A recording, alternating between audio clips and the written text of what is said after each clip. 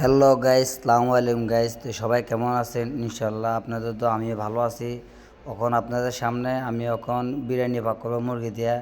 এই যে এখন পেঁয়াজ, মরিচ, ময় মশলা, তেল দিয়া এই যে বিভিন্ন ময় মশলা সব কিছু দিলাম।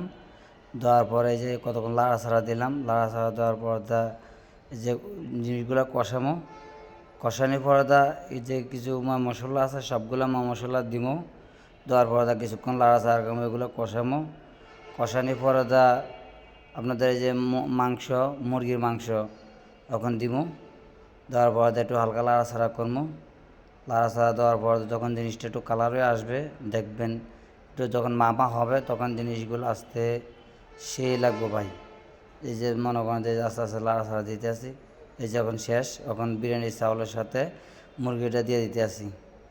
মুরগিটা দেওয়ার পরে প্রায় কিছুক্ষণ লাড়াচাড়া করার পরে জিনিসটা কেমন হয় আপনারা বলবেন। আপনাদের যদি ভালো লাগে আমাকে একটা লাইক, একটা কমেন্ট, একটা শেয়ার, একটা কপিলিং করে দেবেন। ইনশাল্লাহ আমি সবাইকে সাপোর্ট করবো।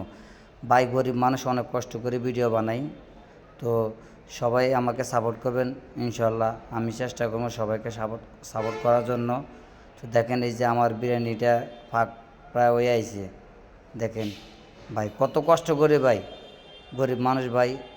আমার ভিডিওতে সবাই লাইক, কমেন্ট, শেয়ার, কমেন্ট করে দিয়ে আসবেন। আর আমার টিকটকে, বাড়িতে, ইউটিউবের লিঙ্ক দেওয়া থাকবে।